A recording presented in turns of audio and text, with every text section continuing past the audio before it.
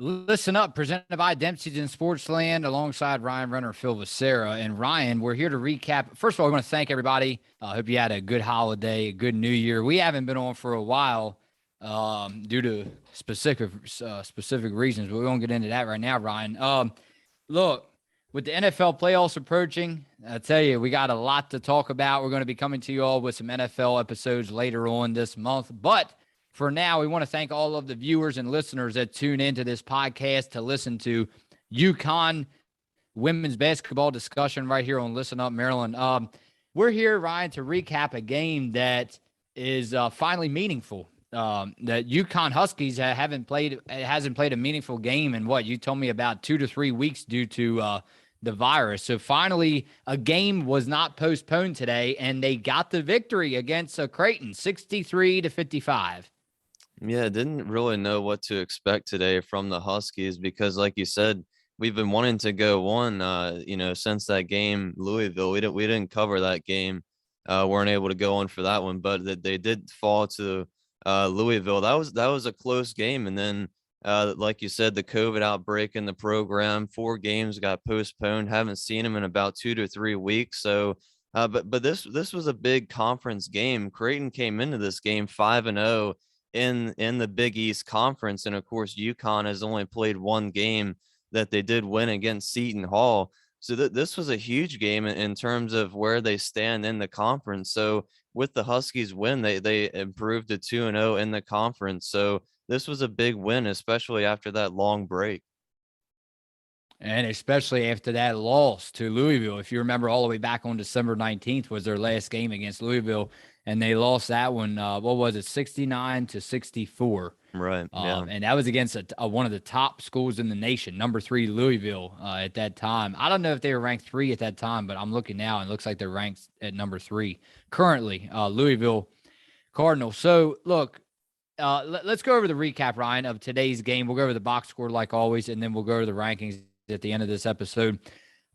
We know it's funny. We talk about Paige Beckers being out, and we talk about UConn with all the games postponed. I know it has to be a challenge. Talk a little bit about what head coach Gino must do to keep these girls together if they're going to make a run, even have a chance to make the March Madness tournament. I think they are, because as they are, they're sitting at number 11. They're still pulling out close wins.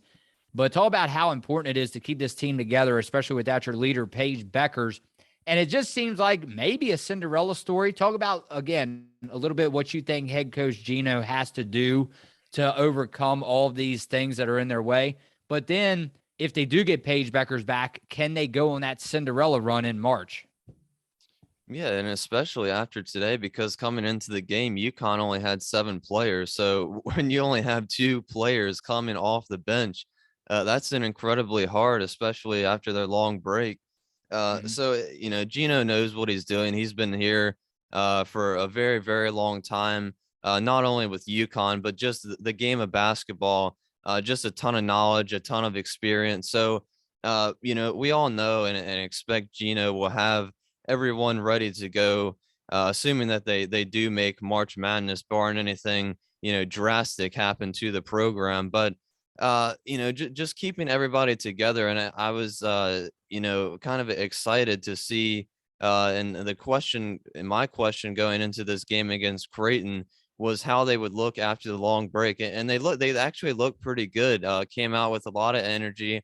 They had a lot of pace going into this game, running up and down the floor. They didn't seem tired at all. So, Coach Gino had them ready for this game, even though, they only had 7 players. And Nika Mule, that was a player they got back. She missed about 3 weeks, even Mhm. before. So that's kind of an advantage.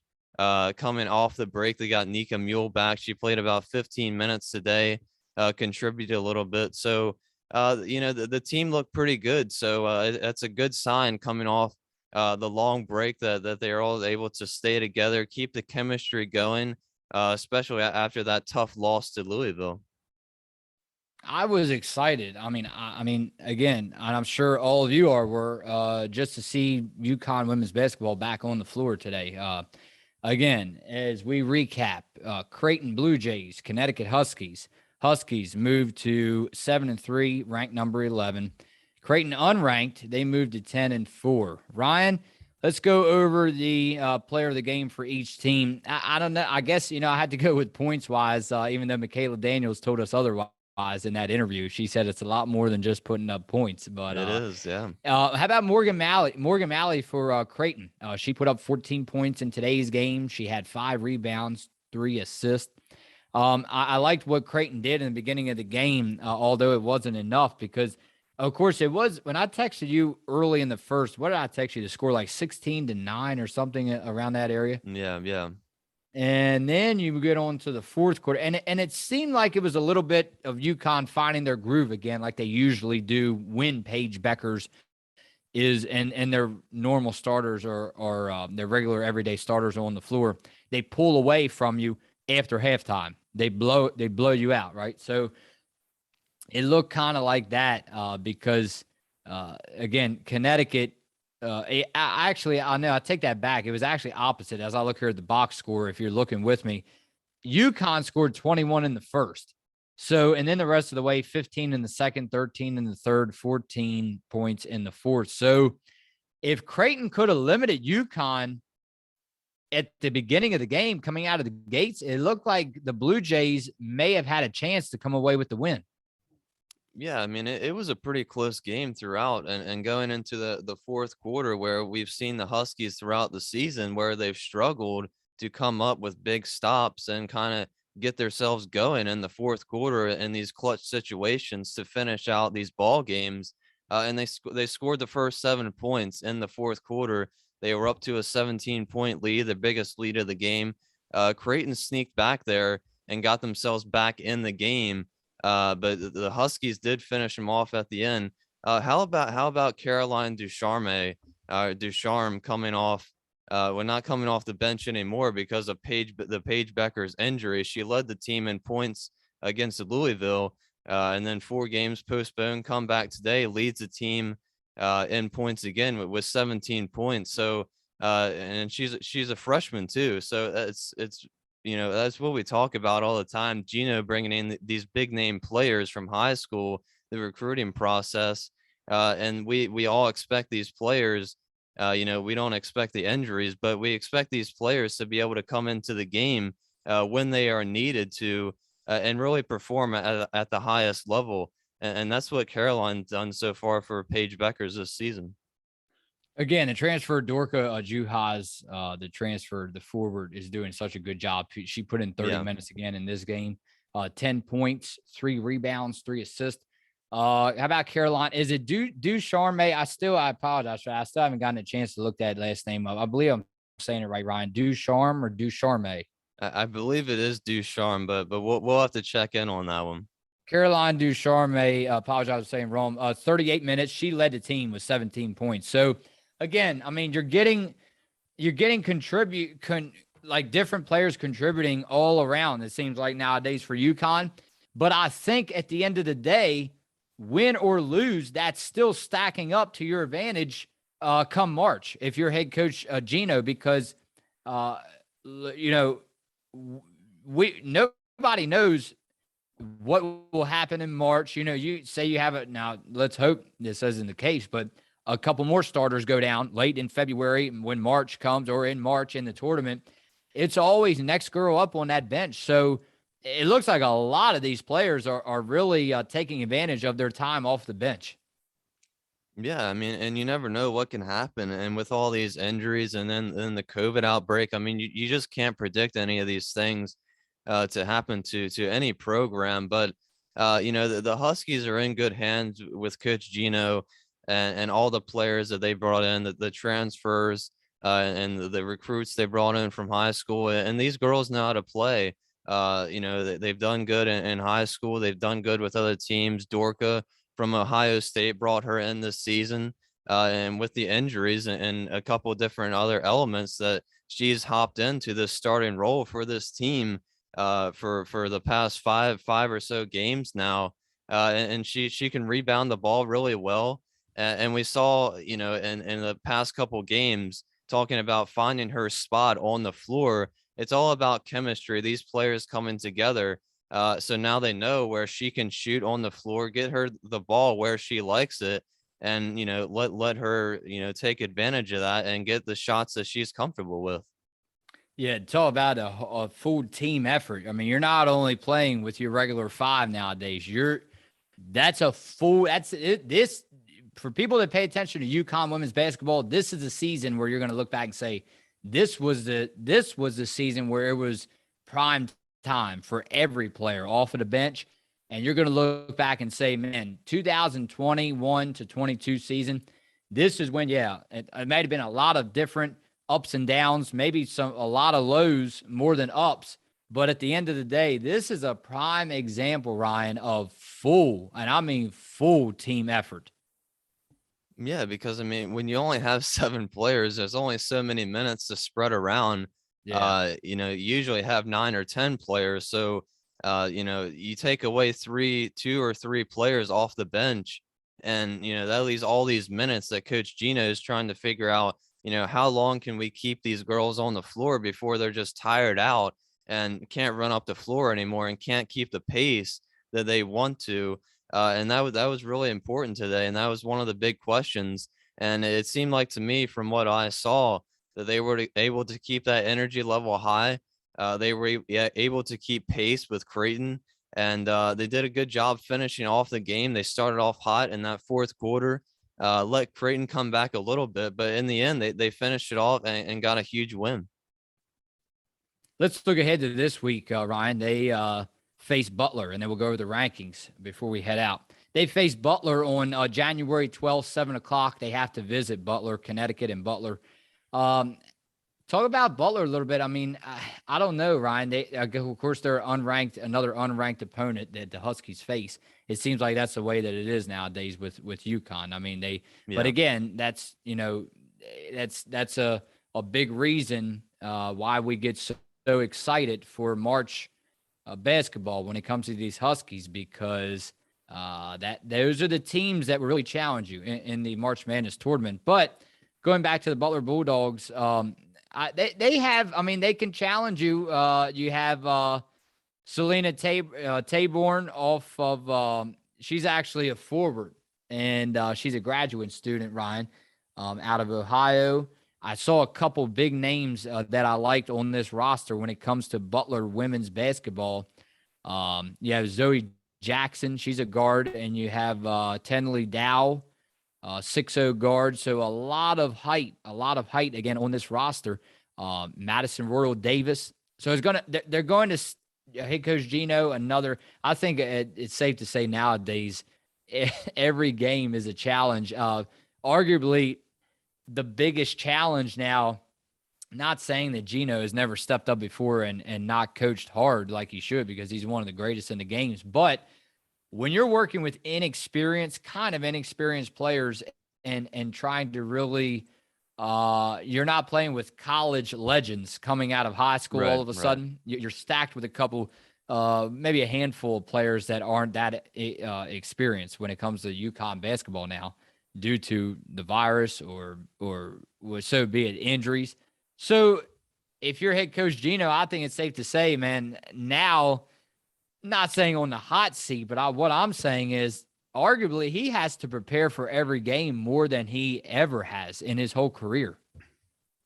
Yeah, because I mean, we're always so and UConn can't. I mean, they can't control which conference they're in. They can't make their schedule, so it's not their fault that they play all these unranked teams, right? I mean, Yeah. it's just the conference that they're in. The Big East has Mhm. no ranked opponents besides UConn, and that's how it usually is. But they can't control that, right? So Right. we're always used to UConn seeing them, just blow away all these teams, but this year it's a little bit different story. Like we keep talking about all these injuries and now with COVID. So it is going to be a little bit of a tougher challenge for Gino in terms of how he wants to draw up the game plan for his team, because if you only have 7 players for these next couple games, I'm not sure. Hopefully against Butler, they have a couple more players, get a Well, couple more this might, players back. But before you speak any further, this might change your mindset very quickly. Although you don't want to go into a game and underestimate any team. But Butler is 1-11 Ryan, on Right. the Yeah. season. So I'm sure Ryan is expecting a full blowout UConn win on Wednesday coming up. Yeah, and I mean you almost have to, right? Butler 0-3 in the conference as well. They're in last place, obviously. So I think if you're a UConn fan, you expect a blowout. But if you're a player as well, you don't expect a blowout. If you're a player, you go into every single game respecting every single opponent, no matter who it is, and Yeah, play your hardest, no matter what.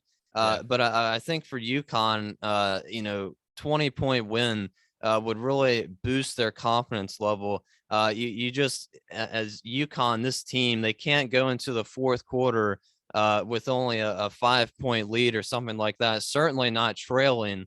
So they have to go into this game. They have to establish themselves early as the better team, as they are. They are the better team, and they have to show that early. They have to dominate this game early, and going into the fourth quarter, hopefully they should be have a very stable lead going into the fourth quarter.